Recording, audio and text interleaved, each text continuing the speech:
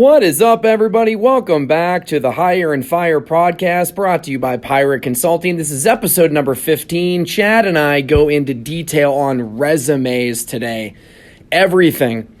Good, bad, and the ugly. This is something that we stare at 11 hours a day, 5 days a week, year over year over year. So if you don't know what to do on how to build yours or you want opinions, or you're in the industry and you like to hear opposite points of view, then you'll enjoy the show. So listen up, enjoy, and we'll come back next week with another episode.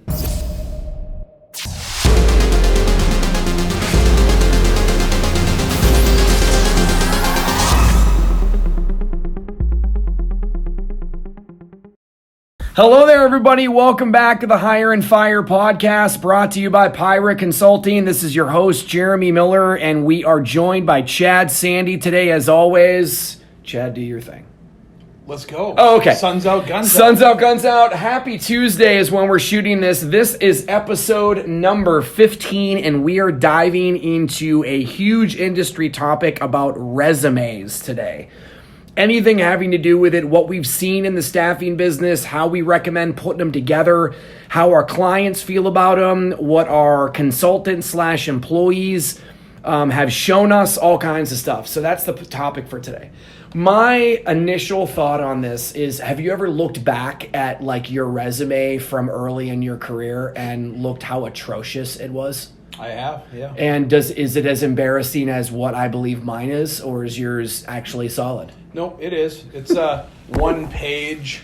Sure. With my picture on it. Oh my gosh, you put your picture on it. Yes, I did. Okay.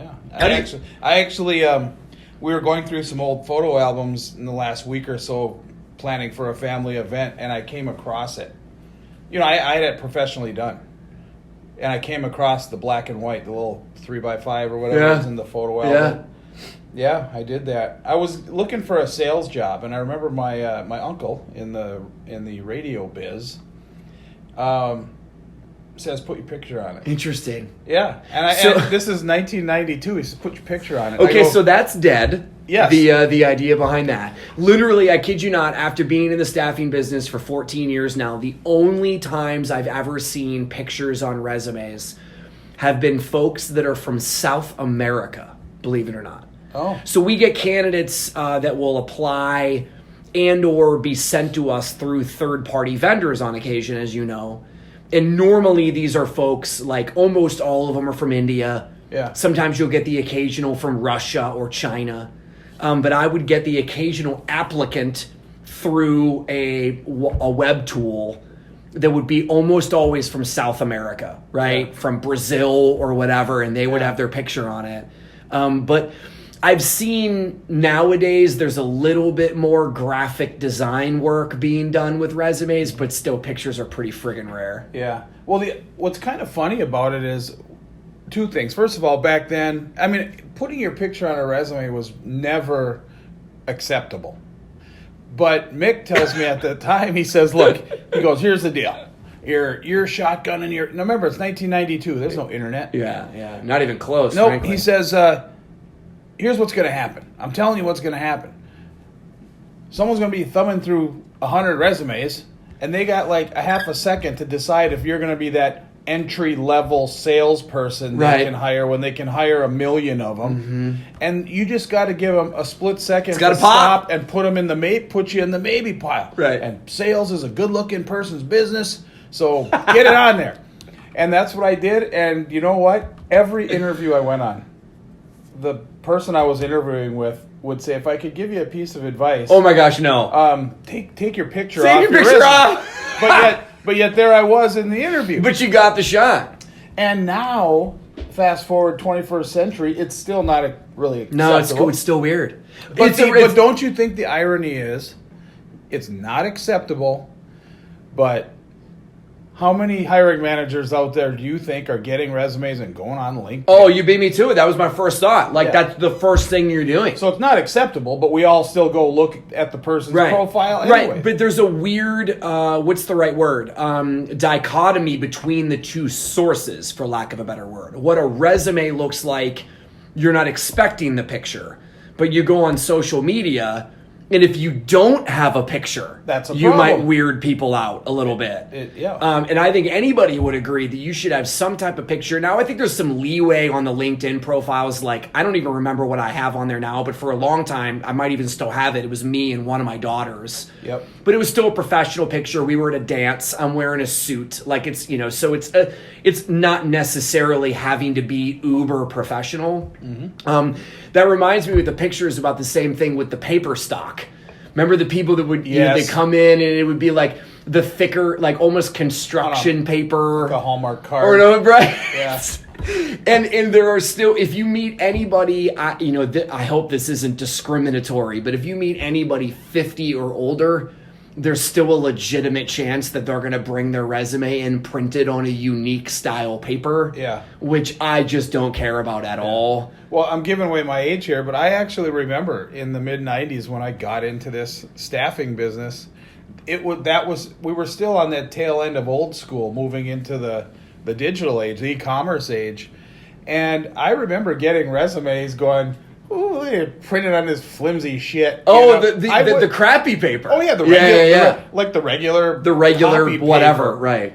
I would think, man, this is just cheap-ass paper. Whereas back then, if I still got the resume on the nice, manila or, cream-colored stock, with some slight pattern to it. Right, with the silver, edges. Or like, silver like L for their last name in the upper corner. Right. So, wow, this is professional. Right. But now we would look funny at. Well, it's the classic case of, trends or styles or and then there's perception as reality, right? So at one point you would have perceived regular copy paper as half-assing it. Yeah. And now if you do anything but that, you'd kind of look at them a little funny. For sure. But resumes are interesting. So not only do we evaluate resumes in regards to the people that we're looking to place, we're also using them as selling tools to our clients.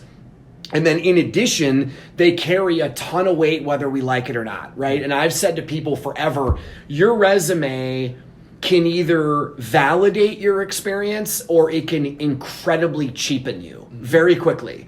And not only can you be thrown in the no pile or the garbage or whatever that looks like, but you can also just be flat out devalued regarding your salary desires. You might 100% be in a position to command 80 grand or whatever it is you do for a living. But if your resume sucks, you can absolutely find yourself not getting interviews and or being viewed as a $68,000 person just because of that stupid piece of paper. So whether we like it or not, they're still really, really important. And everybody wants to see it. And it's absolutely required. Now, everybody has varying opinions. Like, let's break some stuff down here. What's your general opinion? And yes, we did not game plan on this, so I have no idea what you're going to say. Yeah. What is your general opinion on the summaries at the top? Generally, I like to see it 3 sentences, give or take, and sort of I'm cool with it being generic. Generic, but sort of to the point. So I can look at it and say, yep, this is a 6-year Java person with a specialty in a financial sector. Or whatever that person's message is. Do you read it? I do read it. Okay, I do not. I scan it, because I know it's fluff, but I'm cool with the fluff. I don't mind seeing the fluff. I don't want a whole 6, 7, 10 sentence paragraph or a term paper with of fluff. Yeah. But I like to, if someone's got a 2 or 3 sentence summary, great. It kind of hits the point. I'm cool with it, even though I know it's basically fluff. I'm of the opinion that the how do I word this? The more you have experience looking at resumes consistently, whether you're a recruiter or a salesperson in our industry, or you work for a corporation doing talent acquisition related stuff, and or you're just a hiring manager, the more experience you have, the more likely it is that you aren't going to read the summary. Now, these are generic thoughts. Obviously, there are people out there that would disagree with this. But after doing this for as many years as I have, I'm going straight to your most recent experience. Now, I'm getting a feel for the resume. Everything from font to layout, to do the bullet points align. There is some crazy stuff out there with different colors. Things are unorganized in regards to what's italicized and what's bolded. So from a layout perspective, like, I just want it to be clean and consistent. Yeah. I don't care if you like Calibri, Times New Roman, or whatever, Yep. right? I have my own preferences, but I don't care what you like. It doesn't really matter. Choose it. Right. I just want it to be uniform. Yep. Now, you can play around with that a little bit. If you want, for example, the titles of the sections, experience, education, summaries, certifications, or whatever else, if you want to have those bigger, bolded, different font, cool.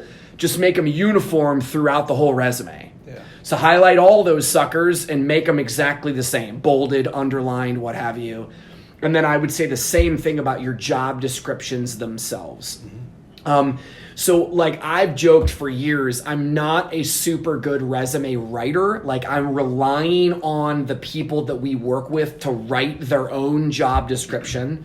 And yes, I can help you with that, but I'm a hell of an editor, right? So that's where my strengths are, is to be able to make it look clean and organized.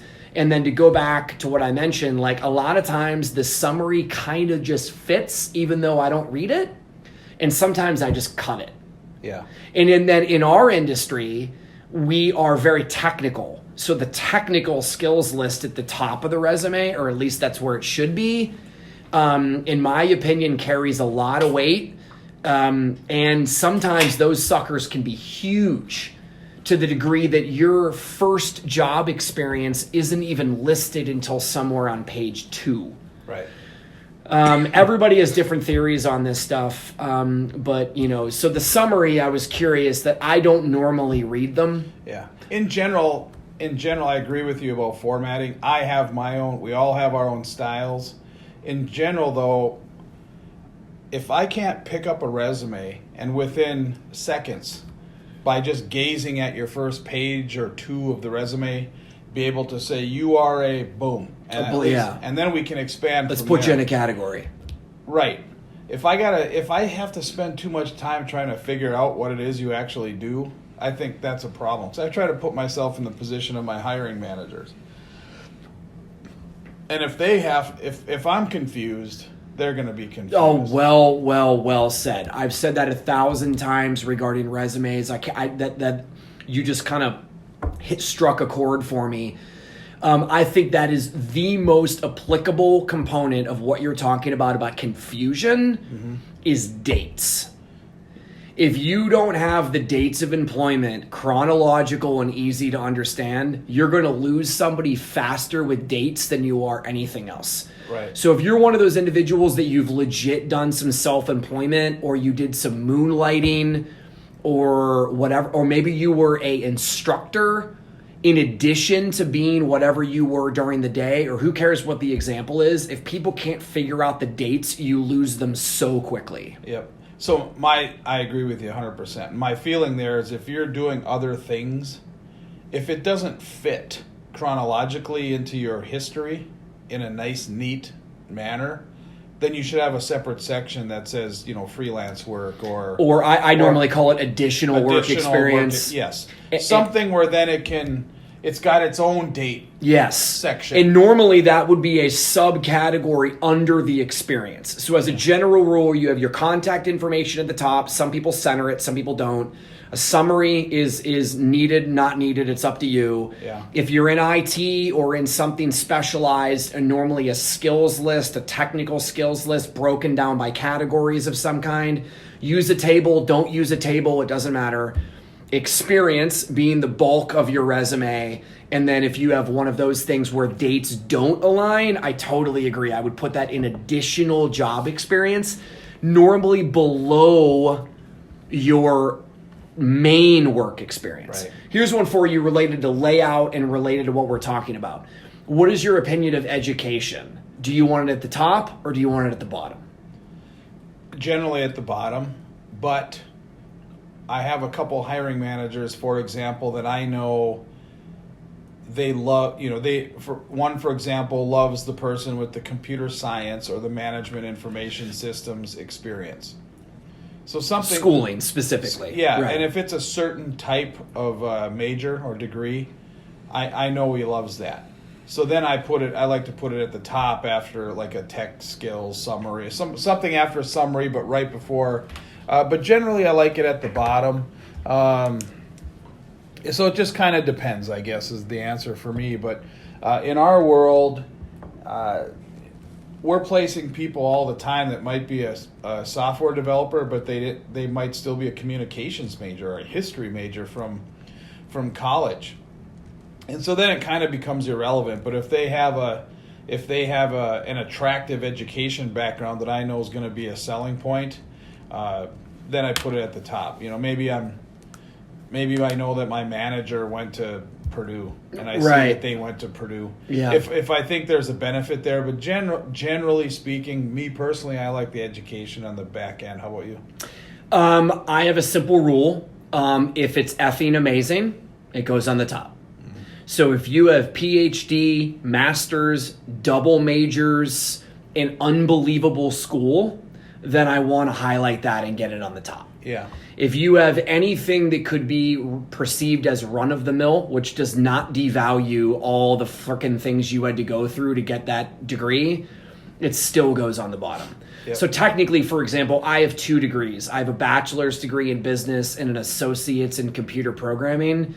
Mine are 2 dinky little local schools that nobody would know outside of this metro, and even if they live here, they may not even know them. Yeah. So even with 2 degrees, my sucker's going on the bottom, period. Yeah. Same here. I don't even put my associate's degree on. Okay, there you go. So if you went to Yale or something amazing, not even that good, I want to make that shine. Yeah. If it's anything very well known, you went to Rutgers, you went to USC, something out of state, that kind of gives an interesting twist, I'm probably going to put that on the top. But truthfully, 90% of the time, I'm going to put it on the bottom. Yeah.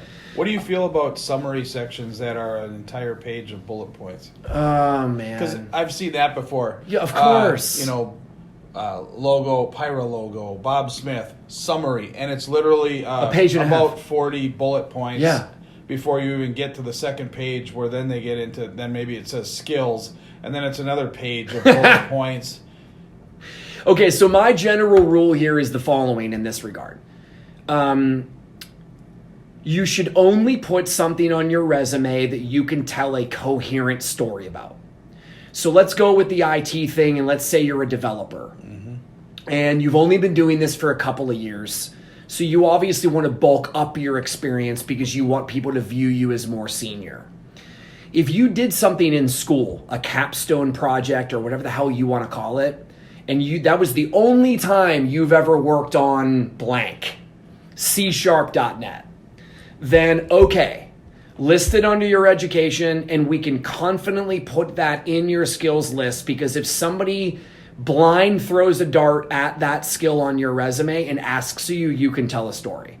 If you literally have no ability to articulate what you did, then it needs to go, right? So like that's the clear line in my opinion. That's just kind of a rule of thumb. Yep. But going back to the ridiculously long skills list, which we see all the time, what I will do as a editor in that regard is I'll get rid of the auto fluffs. So anything that talks about customer service skills or leadership ability or anything that's non-quantifiable, if I need to shrink that ridiculously large section, those are the first things to go.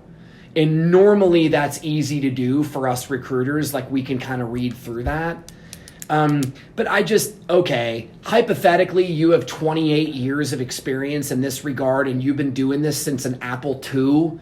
Well, good for you, right? But like the majority of the junk you have on there is not relevant anymore. Like let's keep it to the last 10-ish years worth of technical experience. I was going to ask you, how far back do you think an experienced person should go? Okay, so good question. So now we're talking about length of resume.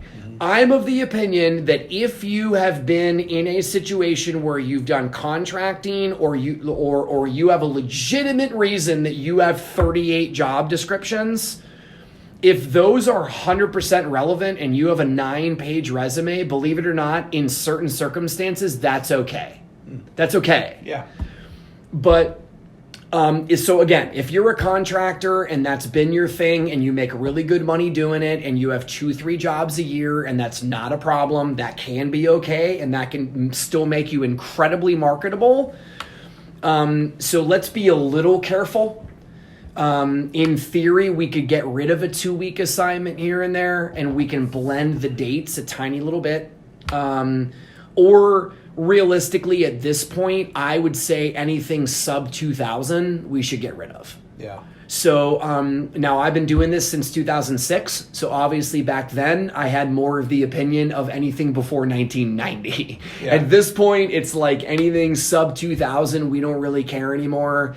In theory, we could tell more stories, or you could put in this circumstance, if you really felt passionate about wanting to keep your job from 1996, we could do an additional job experience and ignore the job description. Yep. So you just have company date title. I do that sometimes. And then you have like 6 lines of company date title that explains what you did from 84 to 2000. And then from 2000 to present, you have full job descriptions. That's a way to shrink it. Mm-hmm. Again, these are subjective things, but I think to a certain extent, realistically, most managers don't really give a rip what you've done outside of the last 5 years or so. Yeah. But you never know. So if you have 20 years of experience, I would take advantage of that because they may flip back to see what you were doing back in the early 2000s. They may. Mm-hmm.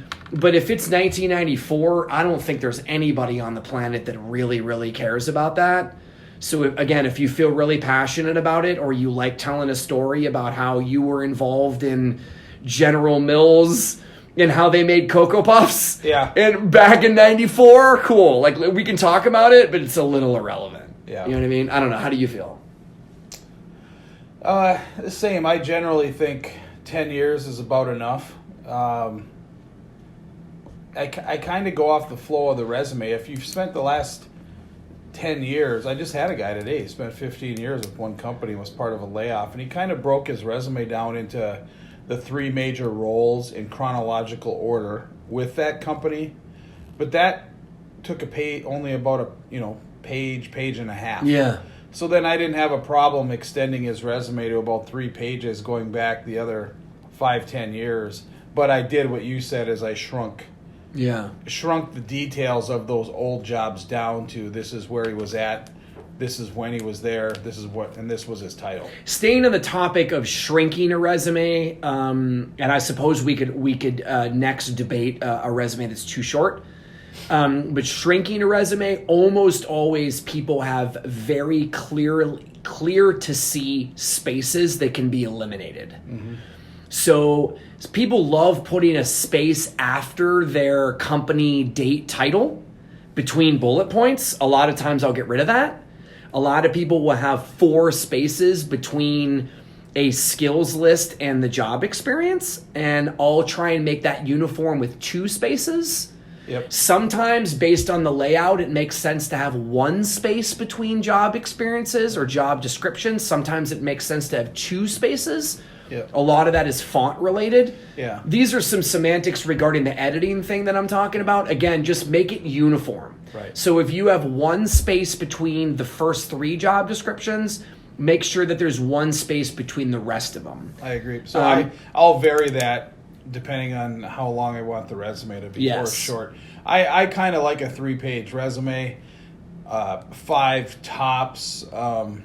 If someone's really experienced and I only have a 2-page resume, sometimes it's almost too short. Yeah. For, if you're a 10, 15-year IT person and I got a 2-page resume and I'm trying to space things out double and triple space to get it to 2, I'm probably going back to the person for a little more meat, a little more detail in his most recent roles. What would you say is more prevalent? You having to shrink a resume or you having to ask people to add more information? Shrink it. Yeah. Now explain that, because there's a reason. Mm-hmm. What is that? I think people put too much. I think they put what I call alphabet soup. So if they've even read a book on some technology, it's in there on some bullet point. under summary, lot of repetition and redundancy and fluff. Things that you were saying earlier that are pretty easy to just like delete out, and it's not going to affect that person's showing on the resume. So that's what I see. I think resumes that are too long tend to they just too much fluff. Where you spend too much time going, okay, I got 10 bullet points here for this job. What did this person actually do? Because there's too much vagueness and ambiguity, where they could probably shrink it down to maybe 5 or 6 bullet points of, this is what I did. These were the 3 primary projects I worked on, involved migration to this and implementation of that. So a little too much fluff. Yeah, I think an easy way to do that and to match, to correlate the skills list at the top, is anything that's listed in that skills list at the top, you want it in a job description somewhere. So if you list financial services, if you list Windows, if you list whatever, it should be name dropped at a minimum one time Right. in a job description somewhere. Right. And then I think it should be applicable to every job description. So if you're a Windows systems administrator or a Cisco engineer or a QA analyst or whatever the hell you do, you might be listing certain technologies in every friggin' job description. And that's okay, because the versions change, and that's what matters, right? And that's another thing I like to see. If we're talking tech now, of course, I like to see someone with just succinct bullet points of what did you actually do. And then I like to see us right below it, it says environment or technical environment. And that way we can just get right to the heart of what were the technologies involved in what you were doing. And again, to get back to what you said earlier, if you put it in there, you have to be able to be prepared to answer questions like, oh, I see you put AIX in there, and then answer to how you used it, if at all. Right. But that way you're not trying. It's those technologies, those softwares, those tools are not just sort of dispersed randomly throughout the various bullet points, and you're trying to decipher it. And of course, we can control F anything now and keyword search things and find it. I get all that. Yeah. But just I'm thinking like a hiring manager. Yeah. What did this Java developer do in his last 2 projects? Boom, there's the 4 bullet points in the tech environment. Yeah. There's the bullet points in the tech environment. And now I can start diving in, but I can see it right away. Yeah, so the way I've worded it for years is you want the skills list on the top to be like a key on a map. So that lists everything that will be referenced referenced throughout the rest of the resume. So if you want to see a big darn list of all the things I've done, and I don't care if you're a nurse or a project manager or a help desk person, be able to label what that is, right? I've specifically worked on Epic software, and you can list some versions and make it fairly straightforward, and that's the key at the top. And then you can scroll through the rest of the job descriptions and see that clearly. And that way, to your point, if you're doing Control F for Epic or Linux or name anything, it's going to pop up either maybe once, or it can't be once because it's in your skills list and it's going to be in some job description, or it might show up 38 times. And that's okay, because if someone's going to Control F to be able to find something, they need to be able to see it clearly laid out. And you bring up a good point when you say if someone's going to Control F. A lot of times when I'm formatting a resume, I am oftentimes making the assumption, even though I know that it's just Sally or Bob, the hiring manager, that's going to read this, because most of our clients here are direct versus large VMS. Yes. But I still follow the same philosophy even if I was submitting to a giant vendor management system. Yes. I assume the person on the other end is literally just doing a keyword search on my resume. I'm looking for AWS. Is AWS in the resume? Is EC2 in the resume? And I kind of start with that because I want to make it so simple that maybe an AI machine or a monkey on the other end is doing a keyword search to see if the right keywords are in it, and then they start diving into the resume. Totally agree. Some of the things that I don't like to see, and maybe to give advice for Let's go listeners. negative. Yeah, let's do it. Yeah, because I was thinking as we've been talking is when, we've been in the business a long time, so you kind of start to take for granted what a decent resume looks like. But I think there's probably a lot of people listening who maybe don't know. Maybe they've been in the same job or whatever. I think the majority of them, I'm sorry to derail you, but the majority of them don't know. I joke about this with people all the time. I'm like, you're obviously not a professional resume writer. You're a professional at what you do, right? And so never pay somebody to redo your resume. Right. There are so many recruiters out there that will do this for free. It's ridiculous. Yeah. So I don't even care if you're a CEO, right? Like, just ask people, ask around. Everybody will give you an opinion. You do not need to pay a service. So every time I've met somebody who's like, I had this professionally redone and I paid for it, I about like throw up on my mouth because I'm like, that's not necessary. Yeah. Right? So 100%, like your skill is doing what you do for a living. All we're trying to help you do is how to articulate that on paper. Right? There's a way to do it. There's a way to get that junk out of your head. Right. And half the time, my advice to people is go home and just start typing it. Like, there are occasions where we'll meet people that either don't have a resume put together or it's super vague.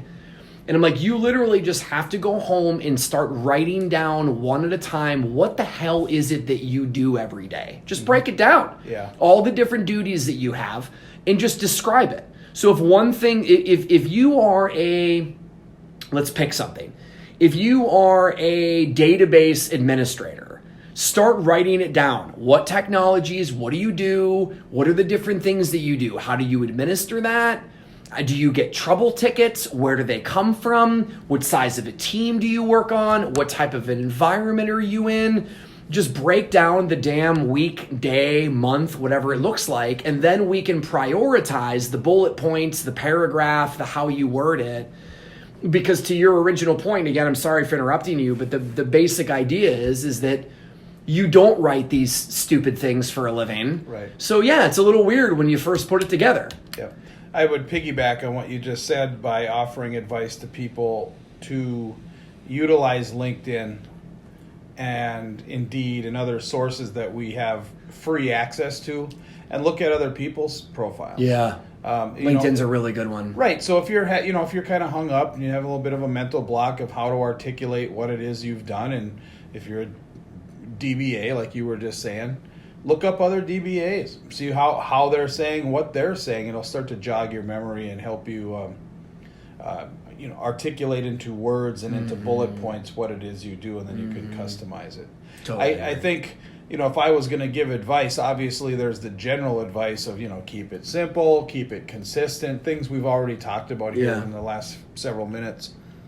But I wrote down 3 things that irritate me.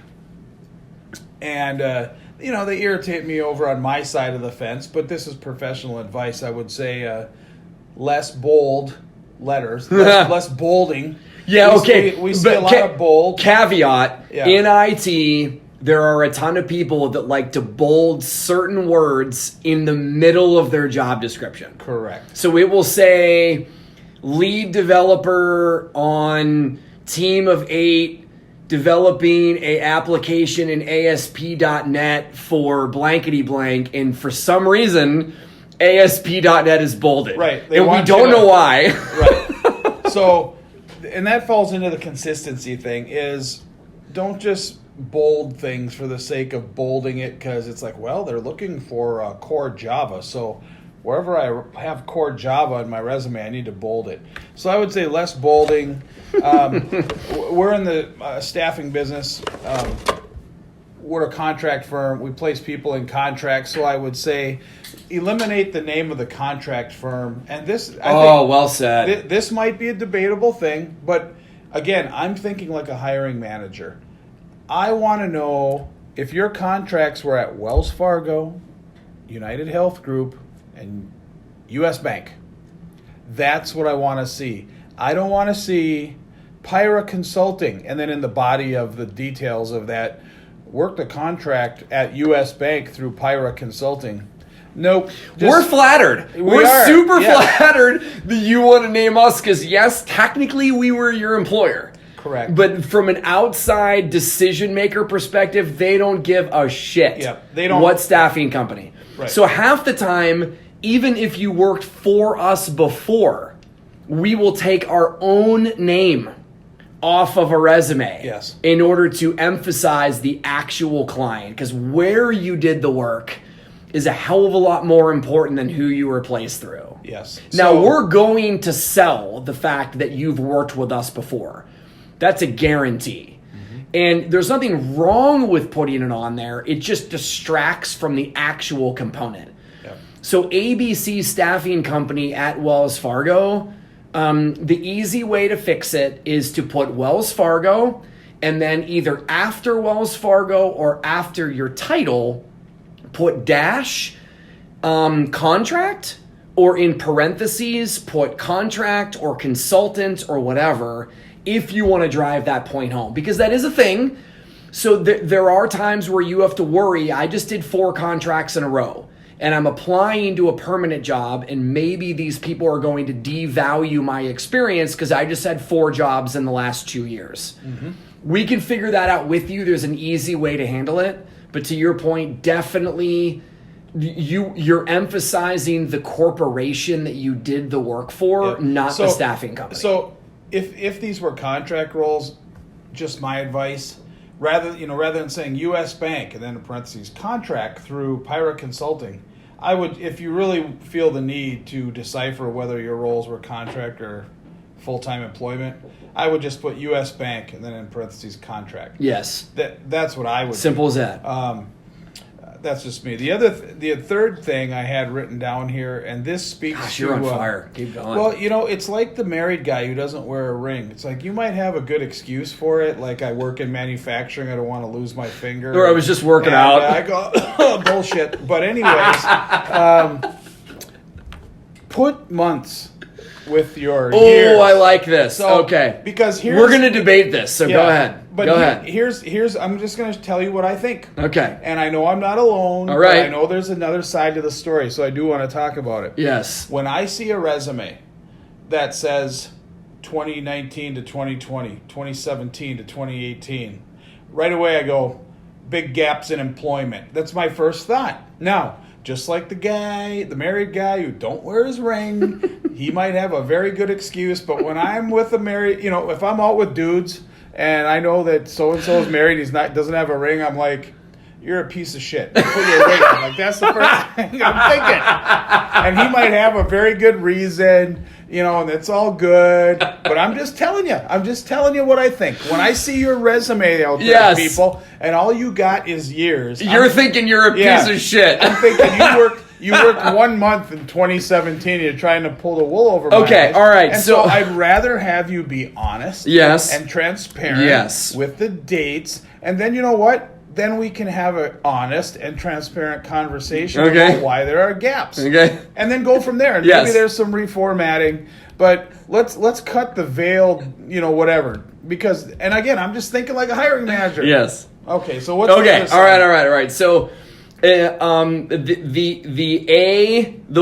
one A to the dates that I'm going to agree with you that I think is ridiculous, just to sidebar for a second, Yeah. is when you put the day of the month that you started. Oh, yeah, a little bit. When people do, I've been working this job since May 19th, 2017. Right.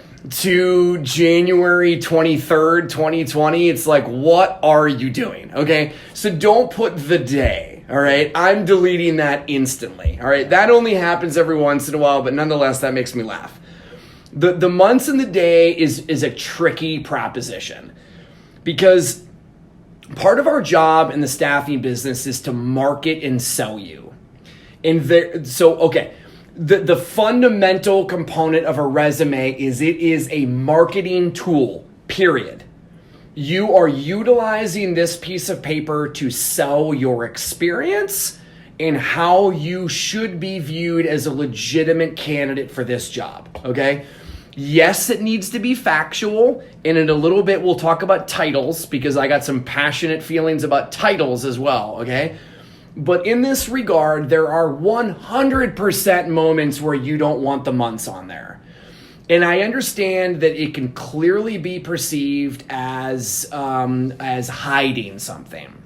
But let's be honest, like it or not, every motivation of writing a resume, and you said this earlier, and this is applicable, every motivation of writing a resume is to not give them a reason to discredit you, okay? So if you had a gap of employment, that sucks. You know it, I know it, everyone knows it. Around recessions, this changes. In the early 2000s and right after the mortgage nonsense in 8, 9, 10, everybody, almost everybody had some weird gap, and you are forgiven. There is a grace period in moments like that. So ask recruiters and we'll explain that. But in any other time where the economy is at a minimum half-ass or really good, then you will be devalued by having gaps. So no, we do not want you to lie. If you finished a project in March of 17 and you didn't start another job until July of 17, there are times where it's perfectly fine to keep that. And as long as you can tell a coherent story in the interview, everybody will understand. So the goal in the interview, to sidebar here, is to give a very, very succinct answer about why you were let go and how it took you time to find it and or what you were doing. Be very brief. The more you explain, the more you look like you're justifying. So don't overthink it and don't oversell it. However, there are moments where you and I both friggin' know someone's going to be DQ'd as a candidate, either from an account manager's perspective, like I'm a recruiter and I sent it to you, or from a client perspective and you sent it to our client because of a gap of employment. So 100% there are times where you can go to years. Here's the thing, it's all or nothing. You don't do months and years on some job descriptions and years to years on others. You're 100% one or the other. It's got to be consistent. It's got to be consistent. So you either have a gap that needs to be hidden that you wish to avoid for maybe a very legitimate reason. Most people, I've been fired. Have you been fired? Oh, yeah. Okay, I've been fired. You've been fired. People have been fired. It sucks. You kind of want to hide it. I totally understand what that feels like. And there are moments where you want to do that, or you literally have no excuse. You legit effed up, and there's no way you can tell the story about how this job ended without looking like an idiot. Mm-hmm. Okay, so there are moments where you have to do that.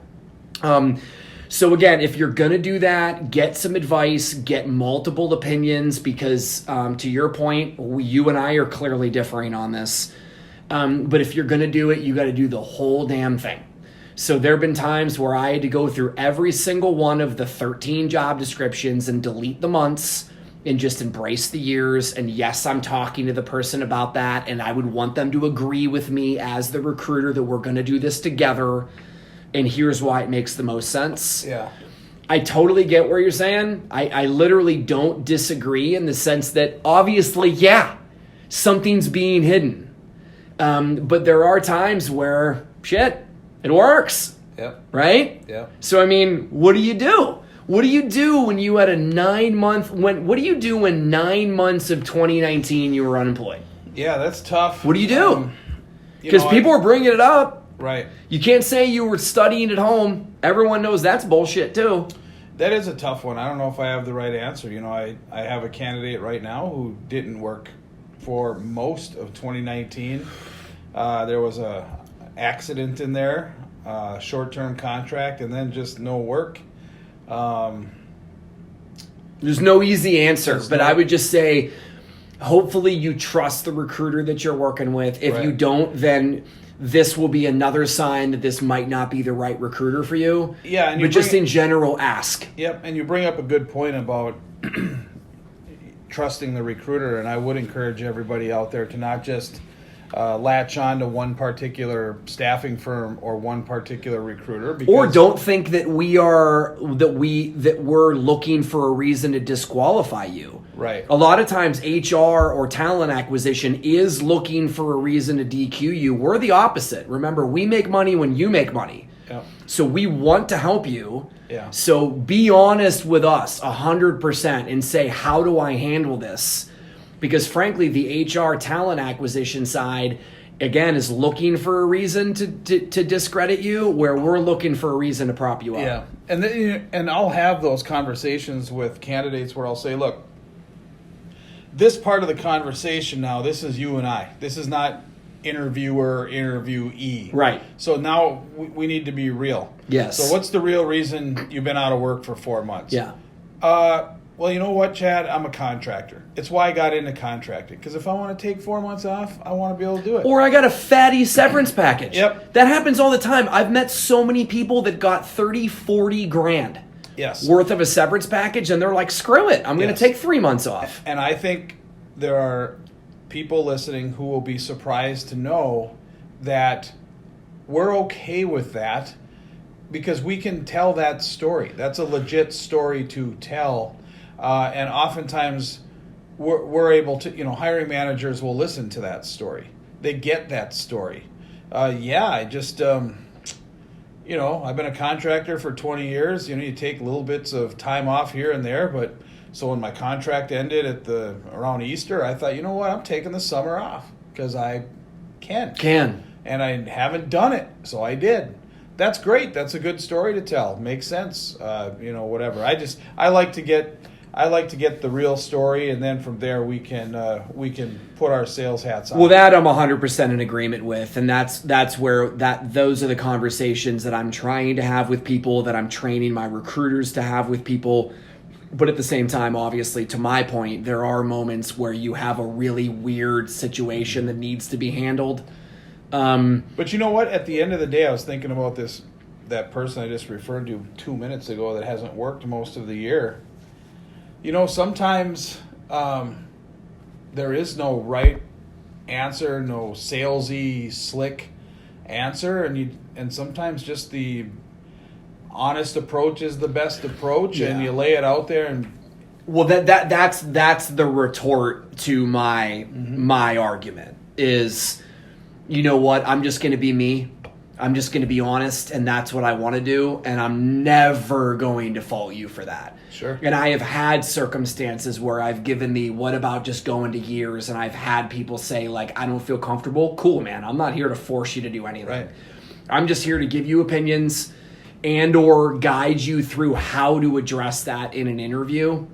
And almost all of us have some weird, shitty story about how maybe we did something dumb, maybe we did something out of character, maybe it just doesn't look good, or all three. And you're going to have to address that in some regard. And again, there are ways you could hide it in theory, or if you're going to be able to attack it, have a game plan about how you're going to address that in the interview. And again, my best advice, be succinct and quick, because the more you ramble on about it, the more people think you're full of crap. So if you're confident and you just explain and you own it, you're probably going to be okay. Normally, right? Okay. Titles. Mm-hmm. What's your opinion on titles? Or do you just not really have one? I don't feel too strongly about it. I would rather start out with the honest approach. If you were called a systems engineer, then put it that you're a systems engineer, and let's go from there. Now, there are times where I'm filling a rec for let's call it a developer, and the person might have had a title that had manager in it. And then I'll usually turn around and have a more detailed conversation with the candidate. Like, okay, one of my concerns is, we're trying to fill this .NET developer. It says your last role was technical project manager. Kind of what was the right?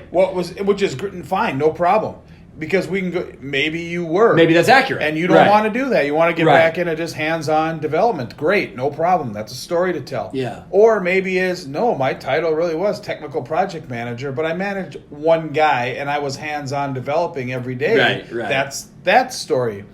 And so I don't like to, you don't want to lie. Right. And so I generally like to keep whatever it is the title you actually were, or just eliminate the titles altogether. Well, you can't do that, silly. Right. So... okay, so here's my opinion on this. There are a lot of people out there that feel that what HR called you at your old company, or maybe your present company, is what you want to put. The problem with that is every company labels people crazy different. Mm-hmm. There are titles inside of some major corporations that are things like technical analyst level 9. What the hell does that mean, right? The bigger the corporation, the crazier the pay scales are, and there could be some ridiculously inaccurate titles that need to be addressed. Yeah. So if you were a systems engineer, to go back to that one, but you worked at Wells Fargo and they called you a tech analyst 9, that is completely inaccurate to what you're trying to sell yourself as. So what we need to do is figure out exactly what you were. So in that circumstance, even though, yes, technically Wells Fargo has you listed as a technical analyst 9, you can change that sucker to systems engineer. No, you are not a director, right? So we're not going to fluff it to something ridiculous. But at the same time, again, it's a marketing tool and people like to see applicable titles. Right. So I go back to what I said at the beginning of the podcast. We don't want to confuse the hiring managers. And if the hiring manager, or me as the salesperson, before I submit it to the hiring manager, if I have to figure out what you did because your title is Application Systems Engineer 6 from Wells Fargo. Right. The hiring manager is going to be doing the same thing. What is that? What does that mean? And now he's trying to figure it out. Now he's now 1 minute into reading. Don't give a reason for a manager to question right. you. But if you were an ASC 6 and you were, I was a Java developer. Right. Put Java developer. Yeah, so however, people get really hung up on this. And the main objection that I get is, what if they do a reference? Mm-hmm. What if they do a reference and they call Wells Fargo and Wells Fargo says, I'm a tech analyst 9 and I'm not real, and I have it labeled as blank. 99.999% of the time, that's not going to be a problem. Most companies don't do references. References continue to be devalued, in my opinion. And then in addition, again, they're subjective, so you can go ahead and do what you need to do to label that. There are also times where you can put adjectives onto your title to be able to explain exactly what you were. Senior, lead, supervisor, manager, those mean different things. Mm-hmm. Senior and lead, in my opinion, are very interchangeable. Because it implies that you were one of or the most senior person. Mm-hmm. Senior and lead are not necessarily supervisory, but they could be.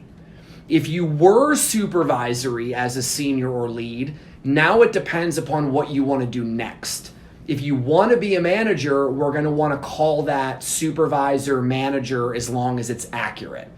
If you were a senior or lead and you were supervisory but you don't want to be, then we're just going to embrace the lead, because the lead implies that you were a doer and you were senior at the same time. Mm-hmm. In addition, depending upon the corporation that you worked for, titles like manager, director, VP, etc., again, are completely different company to company. There are companies out there that there are 4,000 VPs. Mm-hmm. And there are companies out there where there's 80,000 employees and there's 3 VPs. Yep. So again, this is a marketing thing. What were you really? Let's have a discussion about it. Were you leading managers? Then you were probably a director level. Were you leading supervisors? Then you were probably a manager. Mm-hmm. If you were leading employees directly, you could be either a supervisor or a manager, right? If you were leading executives, then now you're in a VP or an SVP or a C or whatever it's called. Yep. So again, it depends upon what you're going for. So it's a combination of, yes, we 100% need to be factual. We're not looking to fluff and call you something you weren't. But there are a ton of times where you were a manager. People reported to you, but you weren't given that title. But now the next job you want definitively is a manager. Well, you need to own that. You were a manager. You managed people. You were doing hiring and firing. So I don't care if blank organization didn't call you a manager. You're a friggin' manager. Yep. So let's own this, right? So if you're out there really worried about titles, remember that they're super subjective. Every organization labels people differently. And again, it's a combination of being factual and that you need to market yourself for the next job. There are times, to your point, where you're trying to devalue something about what you were doing. Maybe you were a manager and you don't want to be, or you were a director and you want to go down for whatever reason, and this stuff happens. We can figure that out. There's a way to address that. Whether it be how you describe yourself in bullet points and or how you label your title. But man, titles can be such a huge thing. So I don't know, did we crush the title topic? Well, I would probably finish the title topic with, it depends. You know, if you are, and this is more in terms of if you have been in a, I'm thinking of people who have been with the companies where they have the fancy manager, director, VP title, but really they were just fill in the blank. Because there was 23 employees total? Yep. Yeah. And maybe that's all they want to do is just be fill in the blank. Yes. When you're shotgunning your resume on websites, to me that's those kind of blind submissions. Do you know what I'm talking about? Yes. That's when you're probably your hit rate's going to be much lower because you don't have a recruiter or a salesperson to do the explaining to the hiring manager. Yes, I know his title was CEO, but look, there was 3 people that worked there. Yes. You know, whatever. So I think the title thing might become more important when you're just shotgunning resumes. Maybe. I think this goes back to LinkedIn too. Yeah. Because if you're going to change your title on resumes, you do have to worry whether or not it's congruent with your LinkedIn profile. Yeah. So there, in my opinion at least, and I'm curious of yours, there are very, very, very rare circumstances where you should have multiple resumes. Almost always, you can have one resume and that will be able to sell a couple of different types of experiences. A generic example in our industry is business analyst and project manager. A lot of times people can float between the two. Yeah. They were a BA one job and they were a PM another job. Okay, what do you want to do now? Right? So again, it's marketing, so let's take advantage of it. If you were a business analyst only for one job, then let's be honest.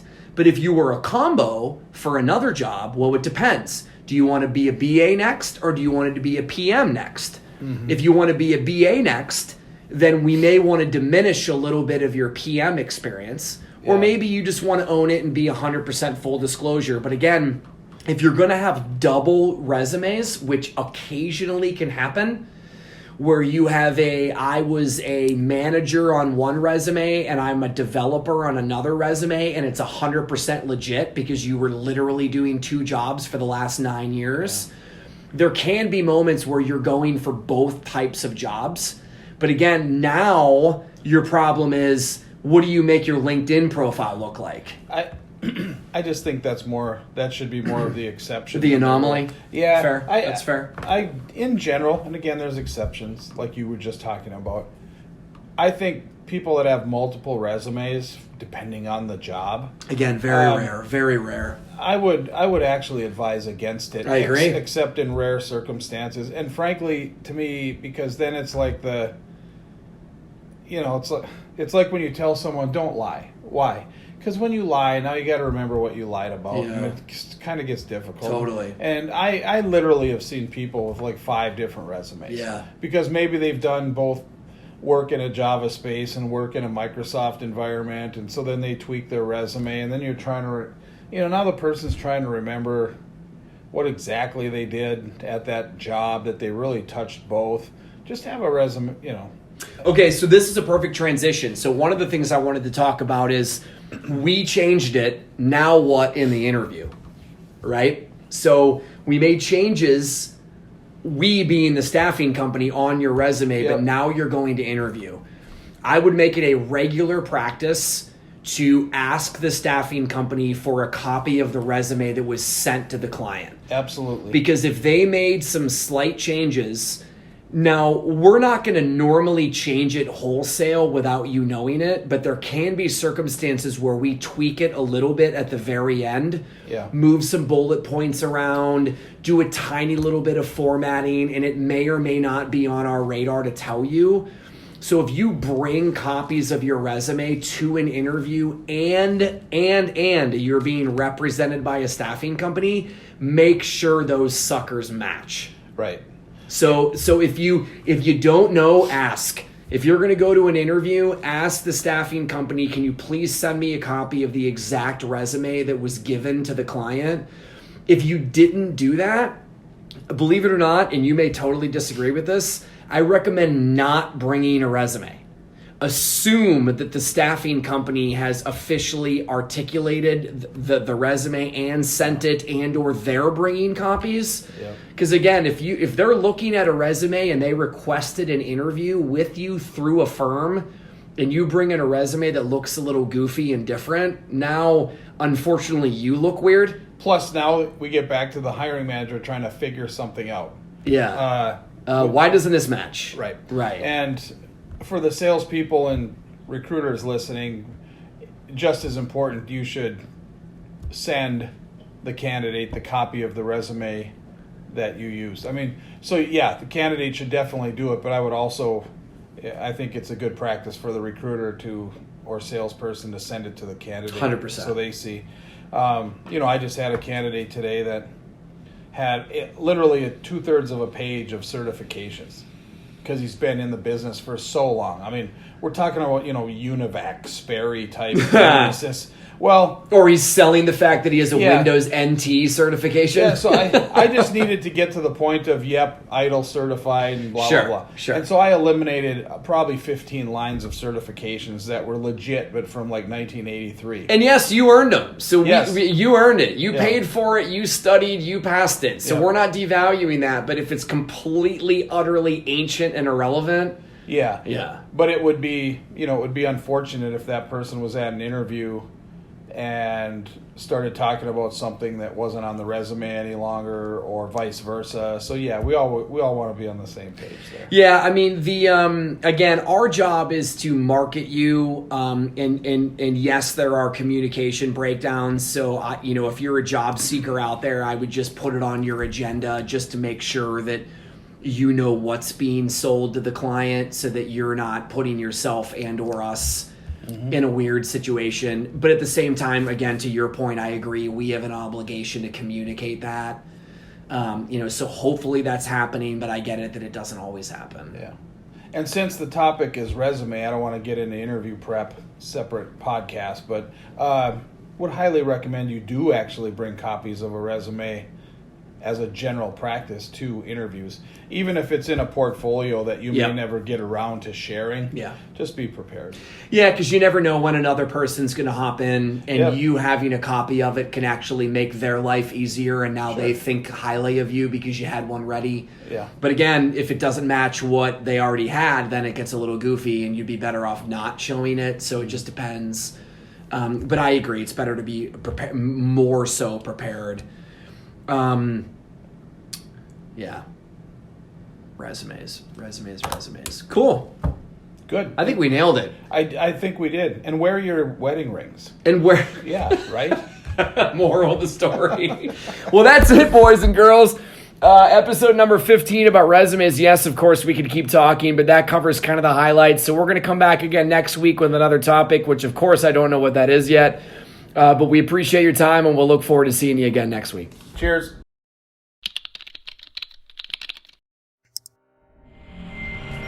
You just got done listening to Hire and Fire, a production by Pyra Consulting. Please check us out online on either LinkedIn, Facebook, or our website at pyraconsulting.com. That's PIRA consulting.com.